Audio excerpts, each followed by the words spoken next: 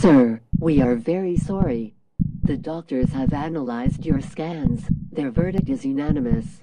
Your infliction is very serious. It is inoperable. There is only one chance of being cured. Eat, sleep, ride, repeat. Eat, sleep, ride, repeat.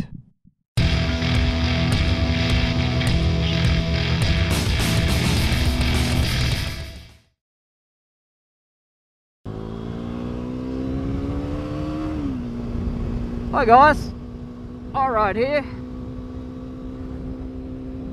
dealing with some monumental fog up.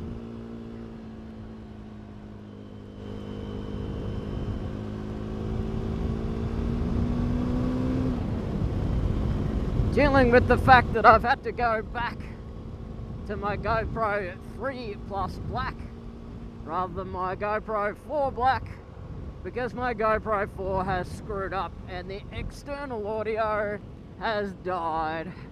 So I've had to go through all the rigmarole of returning that, even though it's only a couple of months old,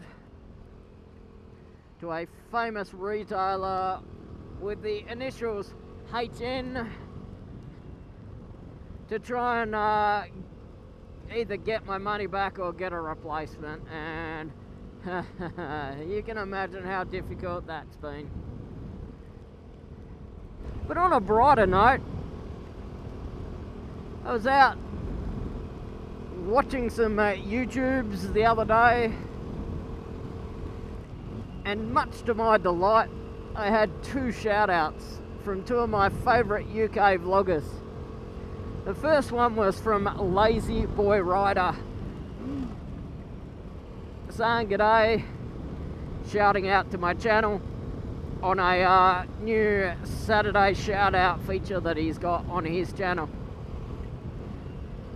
So mate, thank you for that shout out, and guys, check out Lazy Boy Rider, like, follow, comment his vlogs. Great guy, check him out. Another one of my YouTube mates, Starkey75, did a shout out, said some real kind words, and also issued a challenge to yours truly to relay an embarrassing or a funny story. And Starkey75's story involved him when he was about 16, 17 and leaving school looking for a job, mistaking a vacancy sign at a hotel motel for a job vacancy sign, and getting a lot of ridicule because of it, and never been able to live down from his family that mistake. And where do I start? I've done a lot of dumb shit in my life. Lots of embarrassment. And I'm not much of a storyteller. So the one I've chosen for you, Starkey75, was a time when I was about 21 or 22 and I was at uni studying, and we decided to sort of have a party, a big party, and I lived on campus, and so we got one of the halls, one of the rooms to have this party. Some of my mates did the music, and we went, and there must have been a couple hundred people there at least. We had these big party speakers lining the room called EVs.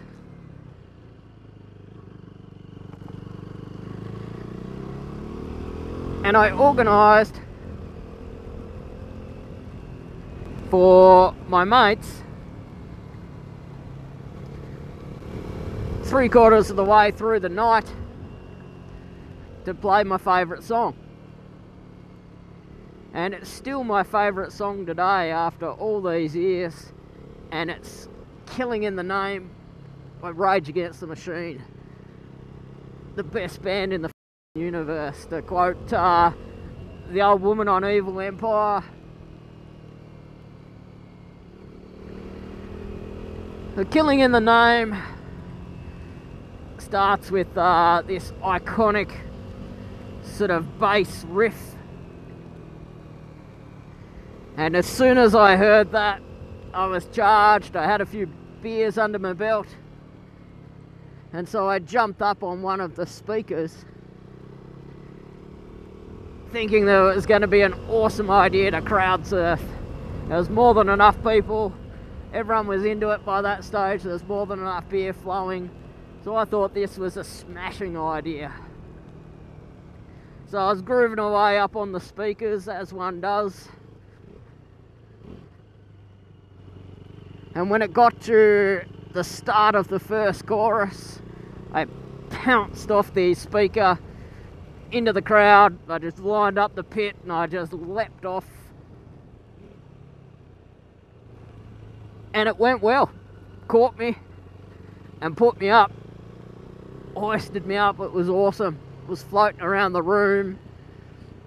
If you don't know the song, the chorus sort of goes, F you, I won't do it, you tell me. F you, I won't do it, you tell me. And it was pumping. It went that smashingly that I stayed up through the next verse. And when the second chorus came, everyone decided to start throwing me up and down. Which, yeah, great idea. Felt awesome.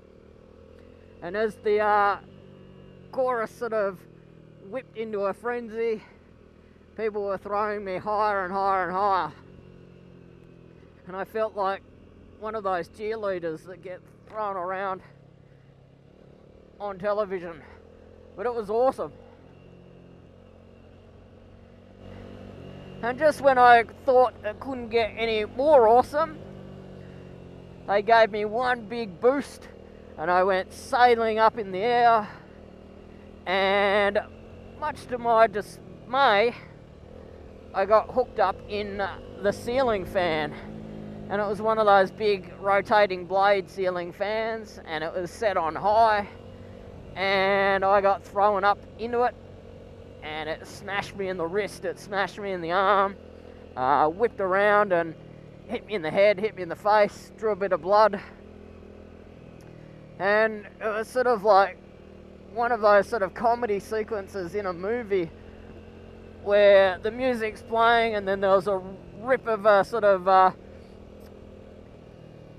record needle across the record. Like, F you, I won't do it, yeah. And everyone went silent and there was a big ooh in the crowd as I sort of crashed back down to earth and then was put on the ground. Bloodied, bruised.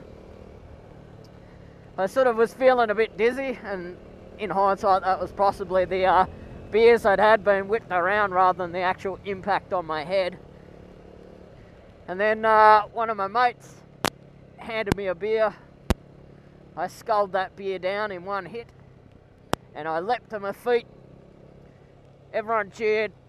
I gave the thumbs up, looking as brave as I could. And then the music started and my mates hoisted me back up in the air and started throwing me around again.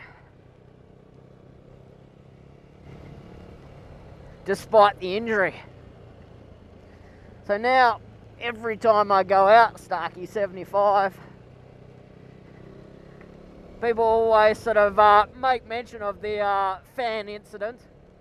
Always point out where the fans are in an establishment that we're drinking in to make sure that I'm aware that there are rotating ceiling fans on the off chance that Killing in the Name of comes on.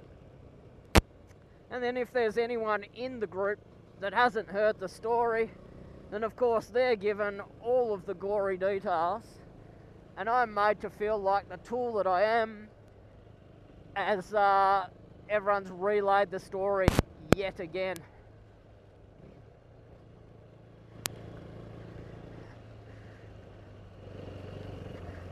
injuries heal.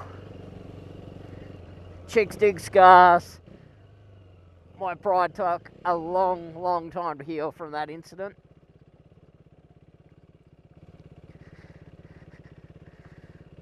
So Starkey75, I'm not much of a storyteller, but it was an iconic incident in iRide's life, and I hope it fits the bill.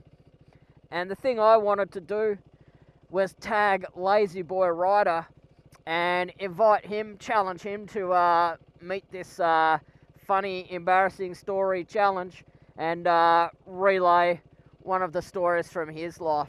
Could be from childhood, like Starkey75 was, or it could be from your drinking days like mine was.